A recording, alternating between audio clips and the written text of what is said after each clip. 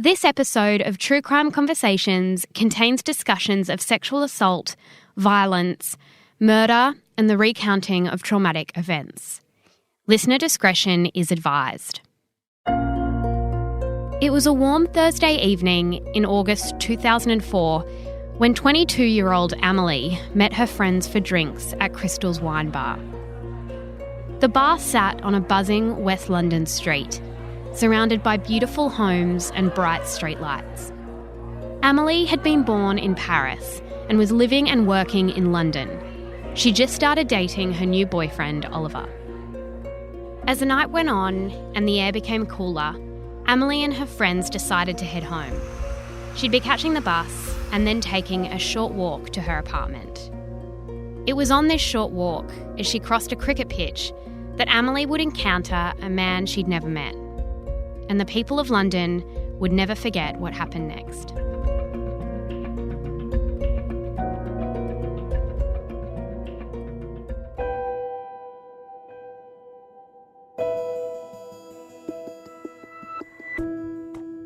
I'm Jessie Stevens, and this is True Crime Conversations, exploring the world's most notorious crimes by speaking to the people who know the most about them.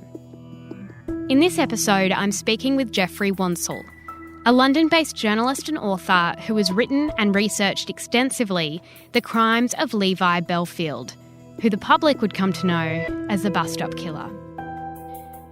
When writing the book, The Bus Stop Killer, Geoffrey undertook a full year of research and spent every day of Levi Bellfield's trial in court, piecing together the details of the killer's life and crimes. Let's begin on a warm Thursday evening in London in 2004 with a young girl named Amelie. What was she doing that night? She was having a drink with her friends in a wine bar in Twickenham High Street, ironically just beside the police station. She'd maybe had a couple of glasses, perhaps three, and at about 9:30, it was getting dark. She decided to go home. She was living in a house. She'd got a room. She was working at that time in London, had a new boyfriend. She walked across the road and got on a bus to take her to Twickenham Green, which is where her house was.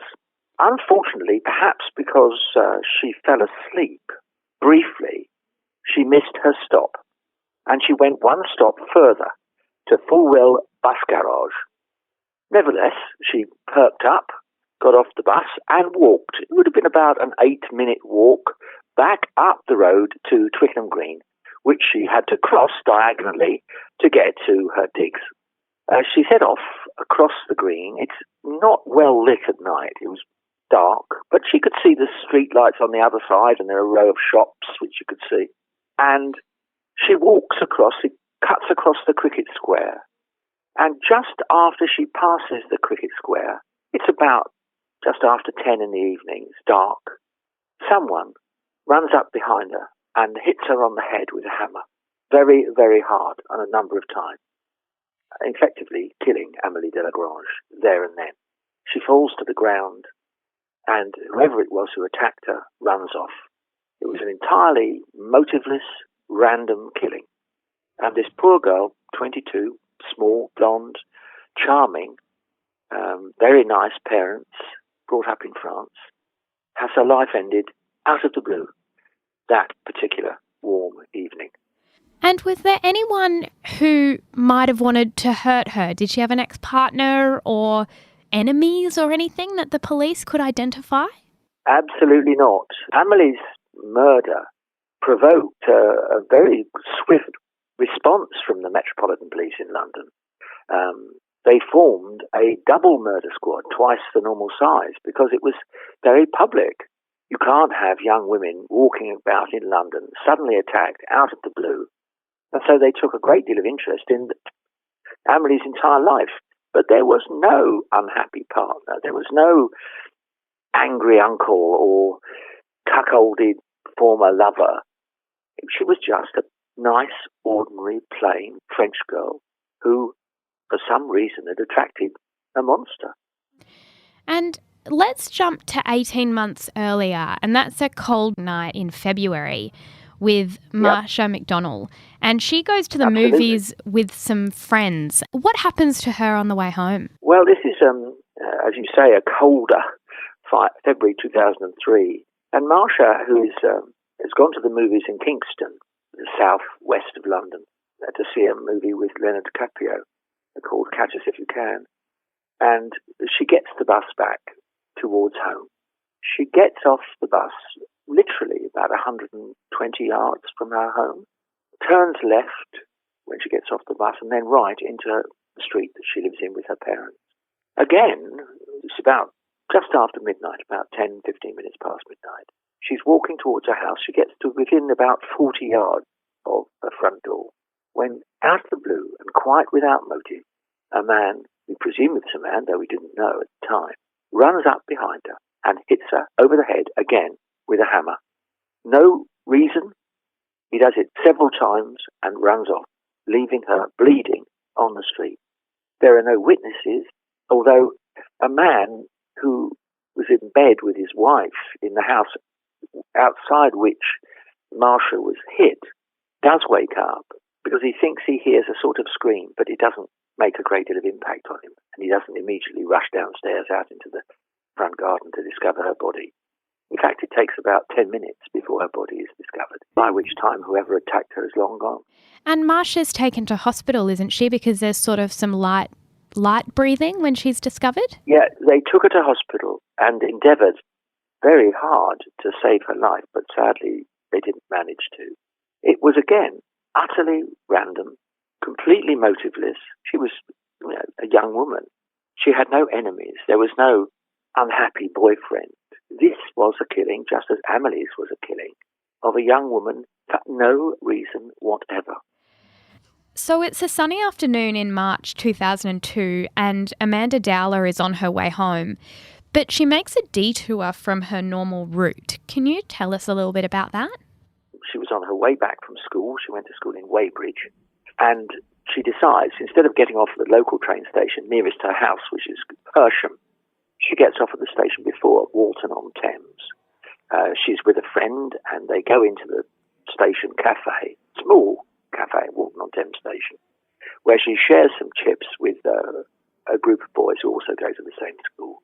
Absolutely normal. It's a March day. It's a bit damp, but it's nothing exceptional. It's light. It's a perfectly ordinary suburban day. She borrows a phone to phone her father, Bob, telling him that she'll be home shortly, not long, and she's going to walk back from Walton to her home in Hersham. Probably take her 20 minutes. Shortly after 4 that afternoon, Milly walks out of the station buffet, turns right onto Station Road on her way home. She goes about 100 yards.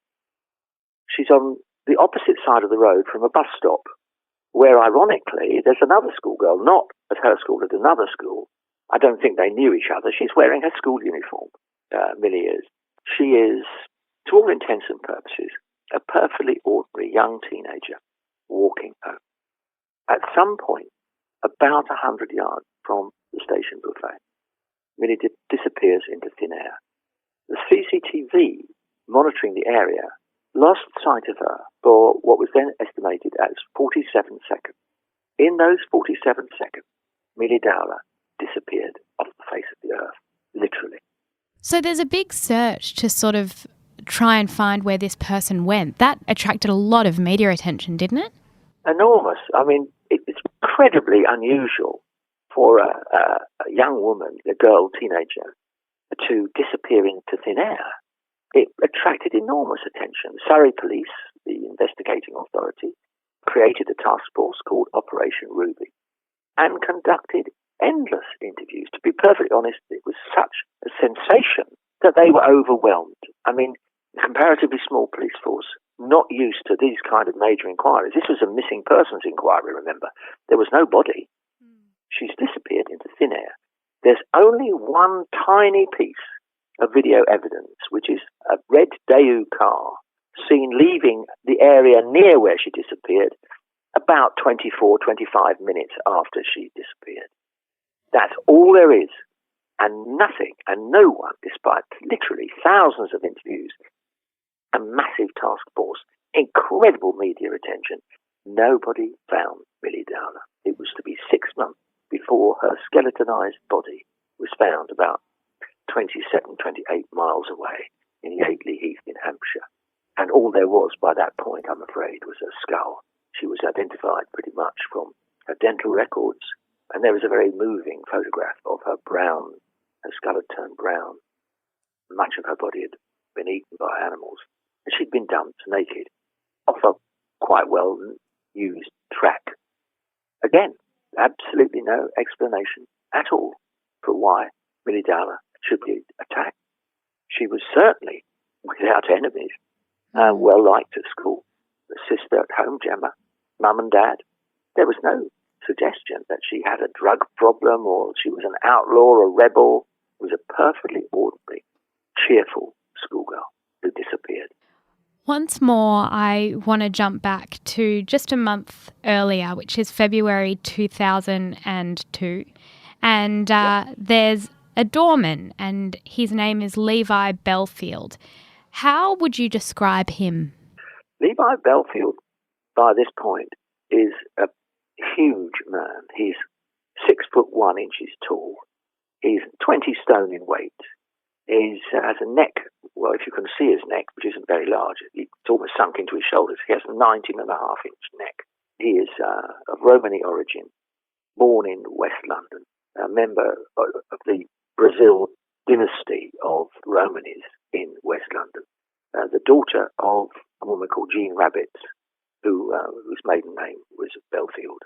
In fact, his father died when he was 10 of leukemia at the age of 52 in 1978, and Levi was the fourth of Jean's children, and he reverted to her maiden name. So the boy born Levi Rabbits became, again, Levi Bellfield. He's a spoilt. He used to brag that his mother wiped his bottom until he was 12 in age. He was certainly very much mother's boy. And she convinced him, again, she believed that he could have whatever he wanted. And he convinced himself. He was quite a sickly child, but when he grew into this giant, he could have any girl he chose. And the fascinating thing about Levi Bellfield, and I've always believed, and indeed argued, that he first killed when he went to Feltham Comprehensive School, where he fell head over heels at the age of 12 for a girl called Patsy Morris, who was 14 and blonde and a little older than he was. I suspect, and have always believed, that this was the trigger that set off Bellfield's killing and convinced him that he could do whatever he wanted and get away with it. She turned him down, I think, flat. Probably thought he was, at that point, quite a sort of skinny boy. And in June 1980, she was found dead on Hounslow Heath, dumped. She'd been dead for 2 days. And I believe, and have always believed, that that was Levi Bellfield's first killing. He turned himself into, the years to come, into a sexual predator with a whole string of female partners. I was going to ask what his relationships with women were like sort of after that. So as he became an older teenager and into young adulthood, he had girlfriends and partners. What was his relationship with them like? He had an absolute string of partners. He was extraordinary. His attitude to women was that they were disposable. In the end, I think he had 11 children by 5 women. He certainly admitted to 8. He would find a partner. They could be a barmaid, it could be a girl he'd met. He had a lot of partners when he worked as a bouncer in nightclubs in West London. He had an appetite for using a date rape drug, GHB or Rohypnol, and taking them upstairs in the nightclub or out into his Toyota Previa, which he called his shagging wagon, which had blacked out windows and a mattress in the back and all manner of paraphernalia. But he also had permanent partners. The extraordinary thing, and I find it to this day extraordinary, is that even though a number of the permanent partners, and there were 3 serious ones, even though they knew that he had other relationships and he had other children with other women, they remained with him, even though he was extraordinarily violent towards them. It sometimes literally defies belief what these poor women, notably Jo Collins and Emma Mills, who both gave evidence at his trial, Milly Dowler's killing, were prepared to put up with. Jo Collins, for example, his second serious partner, invited him to live in her really rather nice house with her mother in Strawberry Hill, and at one point discovered what was essentially a rape kit in the garage, including a mask and gloves, knives, and pornographic magazines where the blondes had been cut and defaced with a razor. But nevertheless, stuck with him. I mean, there was something. He certainly had a certain amount of neuro-linguistic skill, but he was also very frightening. He was intimidating. There's no other word for it. So we have this man who's physically and sexually violent towards his partners. How did he come in the first place to sort of be associated with these unsolved murders in London? Well, to be perfectly honest, he didn't. Bellfield was that most difficult of all killers to find, someone who kills at random. There was no connection, as you well know. Normally, if you're looking for someone who's killed someone else, it's a partner, a relative, someone who knows them well, a lover with whom they've broken up. But Bellfield was killing absolutely at random, which is why the police found it so difficult to track him down.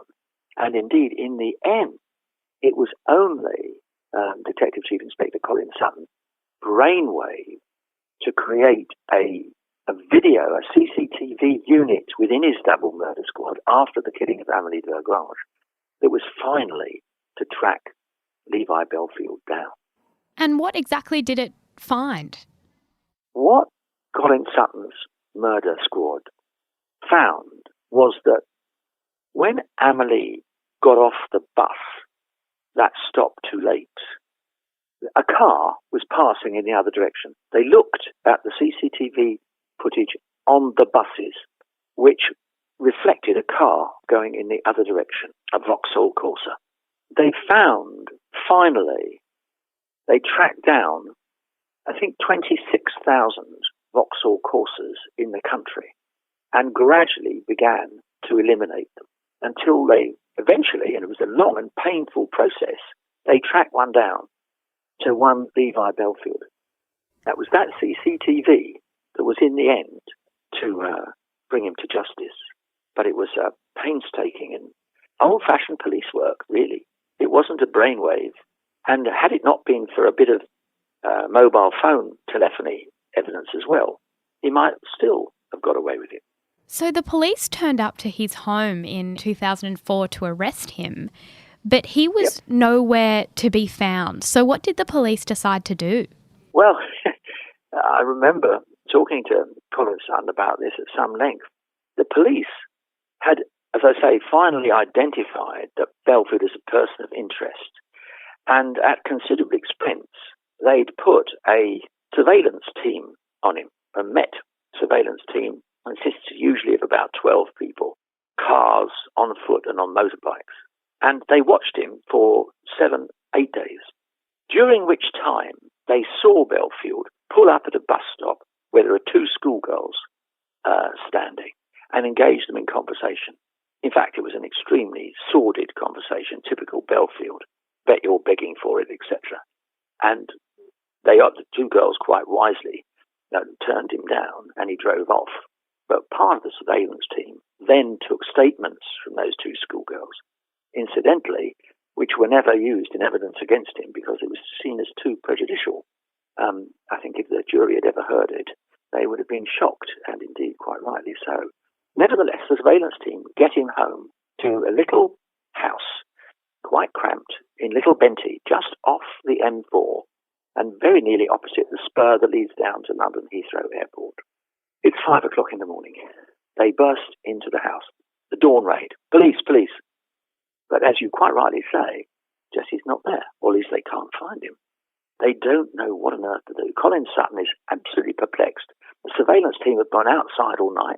Has he got over the garden wall? What happens? And desperate, Colin Sutton sets off with a group from the team to look at his other local haunts, so some of the hotels on the edge of Heathrow Airport where he often took women. Nope, not to be found.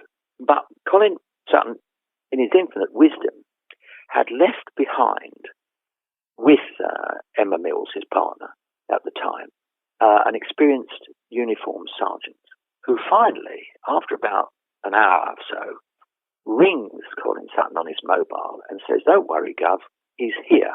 And Sutton says, "What do you mean he's here? We've searched the house." "No," he said, "he's in the attic."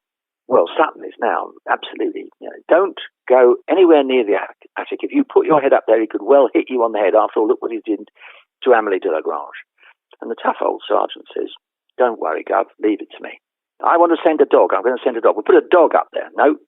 Anyway, by the time Sutton has got back to the house in Kilbenty, the sergeant has indeed discovered Levi Bellfield. He's been in the attic and he's covered up with insulation material. It's an extraordinary sight. Can you imagine it?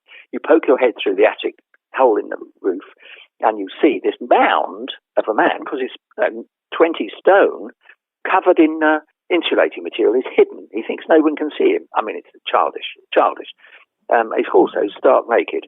But nevertheless, that was the moment in which Levi Bellfield was finally arrested. And at that point, only for the murder of Amelie Delagrange. And so they then obviously interview the woman he'd been living with and subsequently some ex-partners. What came out through those interviews? What came out was that Bellfield was a man filled with rage against women. He was a man who used them. I think there's a very famous case that when Emma Mills at one point bore one of his children, she came back to a flat they were living in at that particular moment, having just given birth, and Bellfield kicked her down the stairs. He's a man of brutal force, a man who had no sense of restraint. And the more they talked to his partners, the more convinced they became that this was the man who may well have been responsible for not only Amelie Delagrange, and indeed a number of other killings, but also more significantly for Milly Dowler. Because Emma Mills told them an extraordinary story about the day and the week that Milly went missing. Bellfield and she were sharing a flat. They were house-sitting for a friend, but Emma and he had a flat just off Station Road in Walton-on-Thames. And Emma Mills told the police that on that particular March day in 2002, Bellfield had got up at 4 o'clock in the morning and disappeared, saying he was going back to the flat in Collingwood Avenue. There was no reason given. He took his dog, again, no reason given, and disappeared. He comes back, finally, much later in the day, with no real explanation about what has happened. When they finally go back to the flat, Emma discovers that all the bedding has been destroyed, taken away and destroyed. And she says to Bellfield, "Well, what's this about?" He said, "Oh, the dog made a mess on the bed, so I had to get rid of all the sheets." It doesn't take Sherlock Holmes to put two and two together that Milly Dowler was probably taken to that flat. It's only speculation about what may or may not have happened to her, but what is certain is that her body was then taken, finally, the 27 miles or so to Yaley Heath and dumped. And it was Emma Mills's evidence that suggested to the jury in the Milly Dowler trial that Bellfield had every opportunity and indeed acted in a suspicious manner on the day of Milly's disappearance. So when Levi Bellfield did face a jury and these cases came up, they were in a very similar area with a sort of similar act that had been perpetrated on the victims, what was he eventually charged of? It's important here to draw a distinction between two different cases. In the end, Colin Sutton and the Metropolitan Police's double murder squad got Bellfield to the Old Bailey to face charges not on Milly Dowler, but on Marsha McDonnell, the girl who'd been in Kingston at the cinema, Amelie Delagrange, killed on Twickenham Green, and another girl called Kate Sheedy. And this was an attempted murder in which Kate, again another schoolgirl, just finishing, got off the bus after celebrating with her friends the last day of term. And Bellfield had run her over with his Toyota Previa. So the first trial was for Marsha, Kate Sheedy and Amelie Delagrange. There were also a string of rapes, but Brian Altman, then the senior Treasury Counsel at the Central Criminal Court of Old Bailey, decided that he would just pursue the murder and attempted murder, and they would leave the rape allegations to one side, as it would only complicate the case. So the first trial is of those three.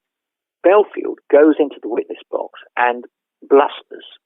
Altman really destroys him in the witness box. He blusters, "I didn't do it. This is outrageous. It couldn't possibly be the case. This is just scurrilous reputation, that you're doing this dreadful damage to my reputation. It's an outrage." The jury weren't convinced. In fact, quite the opposite. I think one telling quote that was used in the first trial was when one woman recounted to the jury that Bellfield had said, "I hate blonde. I hate women. You're not worth a bolt." I think that was evidence to many members of that first jury in 2008 that Bellfield was indeed a double murderer, and he was convicted in February 2008 of 2 murders and the attempted murder of Kate Sheedy, and was given a whole life sentence, a whole life term, meaning he would never be allowed out of jail while he was alive. And was he then tried for Milly Dowler's murder? Yes. One of the astonishing things about the whole Milly Dowler case was that Operation Ruby, the Surrey Police's attempt to find whoever it was that abducted or Milly Dowler, it took a very great deal of time. And in the end, it was, and I don't think this is being unfair to Surrey, it was Colin Sutton who rang them up and said, "I think I've got the man who killed Milly Dowler, and I'm taking him to trial." But it was another 3 years. It was not until 2011 that Levi Bellfield finally stood trial for the murder of Milly Dowler. And remember, the interesting thing about him was that there was no forensic evidence. No forensic evidence at all. No DNA connecting him. Milly's body had completely decomposed. There was no fibre evidence. There was no witness. It was, in the end, a case built on what in British law is always known as similar fact. The judge in the Milly Dowler trial, and I was there for every day of it, allowed the jury to hear that Bellfield had been convicted of similar crimes in the past. And in the second trial, which ended in June 2011, Bellfield signally did not go into the witness box. What happened was 2 of his partners, Joe Collins and Emma Mills, gave evidence about his character and his attitude to women. And Bellfield behaved as he always behaved. When the jury were in the courtroom, he was like a little boy. "Oh, yes, it wouldn't hurt a fly." The moment the jury left the courtroom, he launched into the most ferocious tirade of rage, mostly directed at the witnesses and his own defence counsel.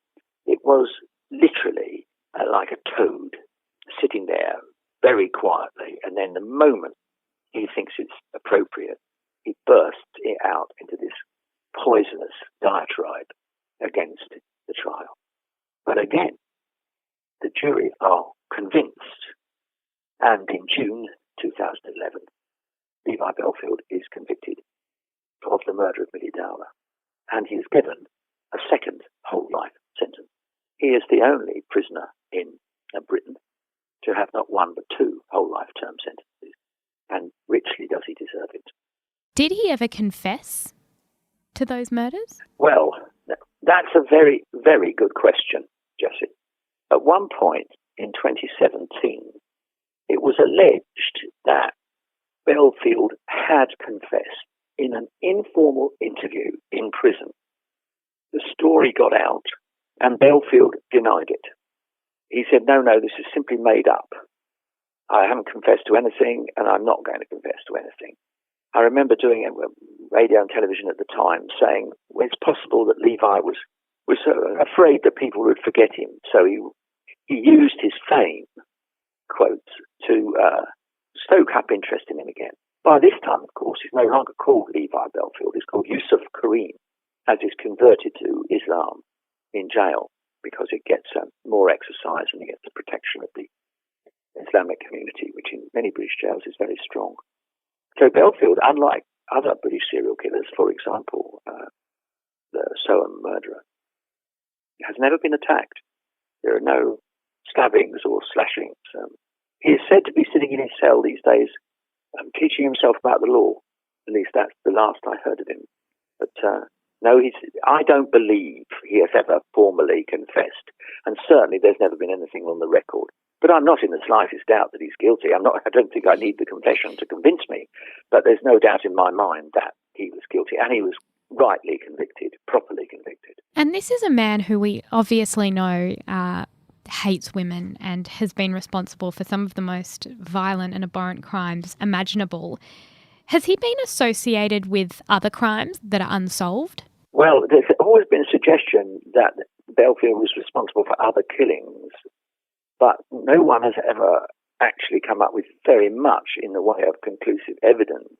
What he was clearly, and remember, this had to layer, he was alleged to have committed at least 6 and probably more rapes, but those cases were never prosecuted.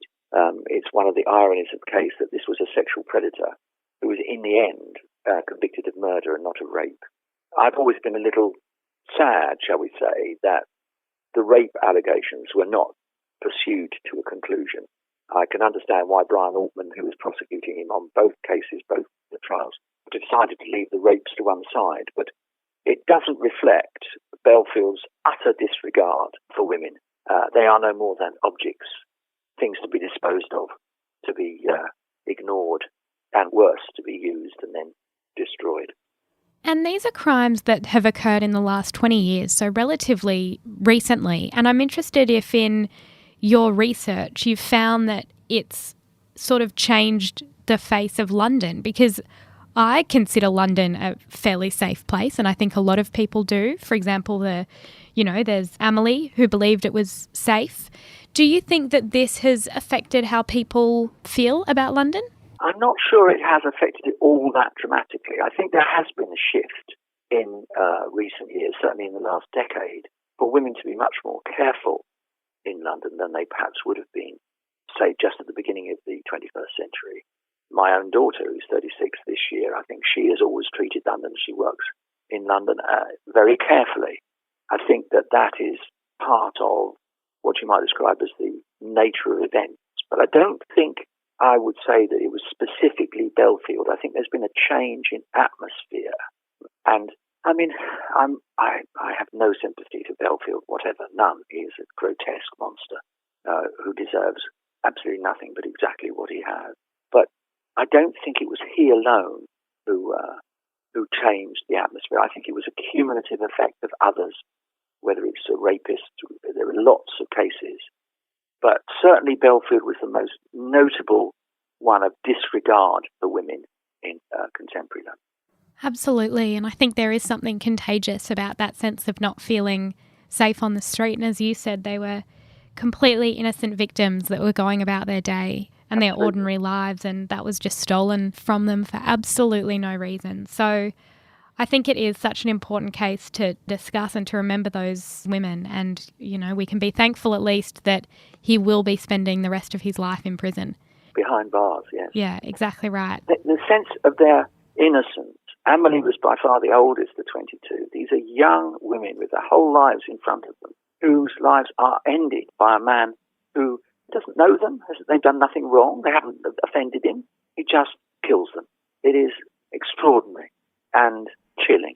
Yeah, it's unlike many other crimes, and this was touched on in your book as well, in terms of it being so random and how you then identify a perpetrator when the motive is so unclear. Well, I agree, especially, remember, one of the classic forms of men killing women, whether it's the Yorkshire Ripper or indeed Jack the Ripper, is that men decide to kill prostitutes.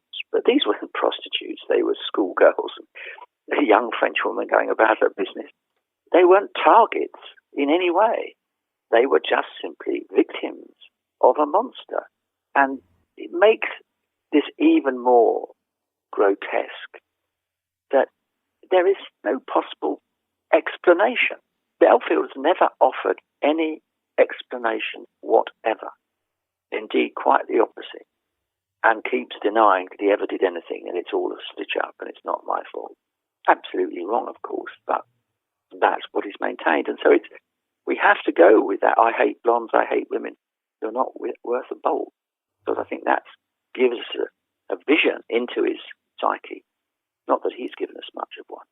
Yeah, certainly. I think that that's probably as big an insight as we're going to be offered into the mind of someone that, we simply can't understand. I think so. Yeah, it's the callousness. He had no shame. He didn't give a fig for these young women. And it's that utter disregard that is, in the end, fundamentally shocking. Exactly. Thank you so much for your time today. I really appreciate it. It's a pleasure.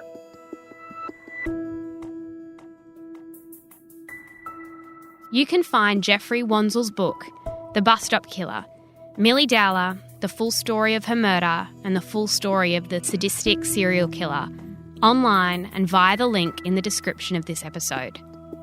For photos, maps, and extra reading on Levi Bellfield, don't forget to join our closed Facebook group. Just search True Crime Conversations on Facebook. You can also contact the show by emailing truecrime@mamamia.com.au. True Crime Conversations is a Mamma Mia podcast hosted by me, Jessie Stevens, and produced by Elise Cooper.